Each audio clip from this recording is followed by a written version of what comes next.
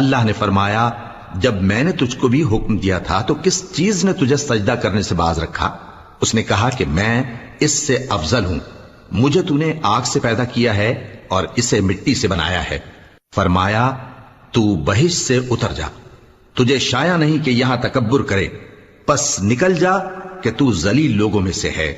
اس نے کہا کہ مجھے اس دن تک مہلت عطا فرما جس دن لوگ قبروں سے اٹھائے جائیں گے۔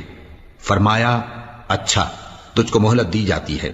بولا کہ مجھے تو نے گمراہ کیا ہی ہے، میں بھی تیرے سیدھے رستے پر ان کو گمراہ کرنے کے لیے بیٹھوں گا، پھر ان کے آگے سے اور پیچھے سے اور دائیں سے اور بائیں سے غرض ہر طرف سے آؤں گا، اور تو ان میں اکثر کو شکر گزار نہیں پائے گا۔